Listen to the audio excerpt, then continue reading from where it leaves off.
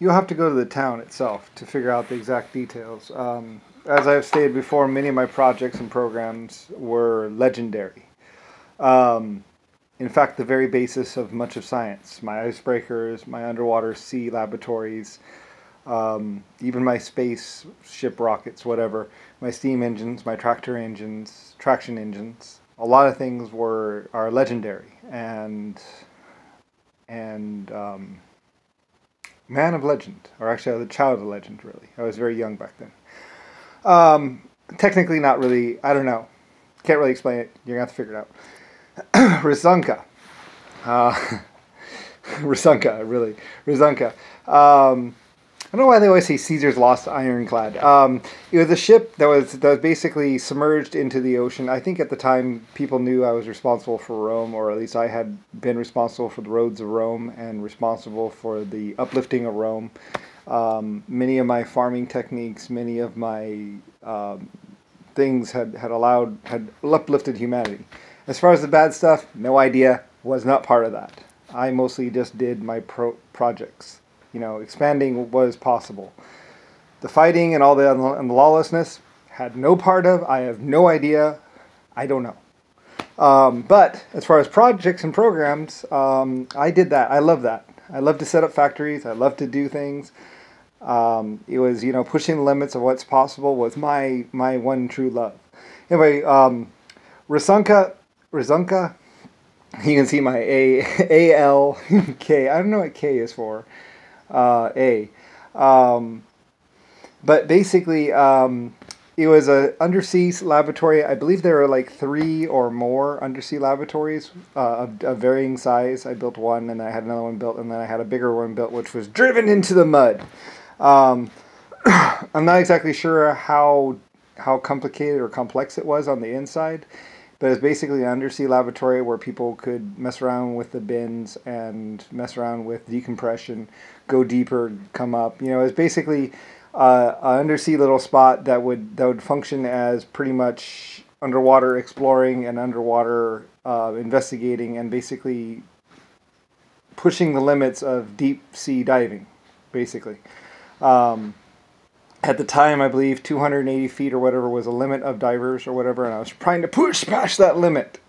There were probably other ones besides this, because I just kind of started the project, and then they built one, and then they built another one, and then they built a bigger one, and then they drove one into the mud. And then I think I did a one that just sat on the ocean floor. They're basically ships that were flooded and then pumped dry. Pretty much. The one that was driven down into the mud, the propellers drove it down in the mud, and it turned out that really wasn't necessary. It really didn't sink all that much further, I don't think. But once it was pumped dry, it didn't pop back up, which it was sunken in the mud because I thought maybe it would pop back up, but of course it turns out that suction or whatever is a lot more powerful than most people think. So anyway, it was sunk into the mud and serviced as basically an underwater laboratory for a time. There would have been a surface ship. I believe there was a surface drive mechanism for a very, very long belt to go down to it and back up, so it could have power and be able to pump itself dry and all that other stuff, so it could function as a real undersea little thing. It was like a submarine underwater, permanent submarine underwater. Anyway, and it functioned for a period of time. I have no idea. I kind of lost track of it, really. All I heard was, we did it. We can go deep. We got it. I was like, all right, yes, cool, success.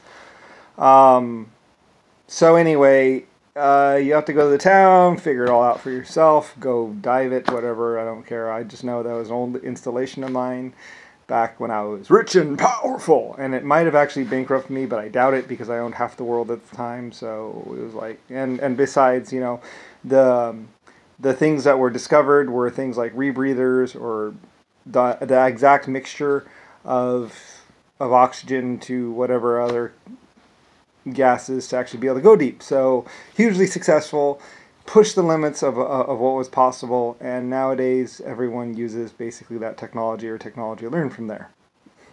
And me. I paid for it. So, or I was sponsoring it, backing it, funding it, basically, at the time. So anyway, it was kind of crazy, and I was like, I'm probably, it was basically a waste of money. I was wasting money like crazy, because, it's like, who cares about going underwater? I think I sold sponges with the technology. Woo! People got sponges for a while. Undersea sponges, yes, sponge, until they figure out how to make them fake. But yeah, that's what I did with the technology for a while. So I made some money, not that much, or something like that. I don't know. Anyway, though, they explored reefs and stuff with it and did some other stuff. But basically, it was pretty much a waste of money. But, oh well, anyway, the world changed, technology changed, I pushed the limits of everything, and it was finally made possible, so.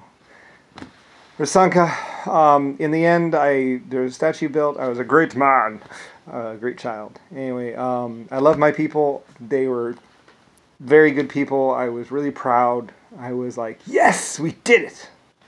And I was glad that I sponsored it, even though I probably financially was being stupid.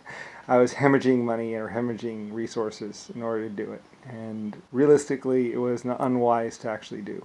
But I did it anyway. So, I have done a lot of things that were financially stupid. But, you know, I mean, if you're trying to learn about the world or get underwater, they are useful. So, anyway. I don't know why they say it's Caesar's Lost Ironclad. It never really was a ship. It was meant to go underwater or be sunken. I don't even think the rudder moves. I think the rudder is like, because it was knowing that it was just going to, so basically towed by tug out there and then anyway, yeah. And then driven deeper into the seabed. I think it only went down a little bit though. Anyway though, and it was pumped dry and used with the surface pulley system. So I think they moored a ship by 4 or 5 anchors and basically held it over there and then ran a belt drive to it to give it power and stuff. And stayed there until the ocean seas or whatever ripped the top ship off. And that ship might have sunk. Bloop, bloop, bloop. But anyway, there were 3 underwater laboratories I think built that I can remember. That was one of them. There was a smaller one. And I'm not exactly sure where the project ended up. So anyway. It was my long ago self.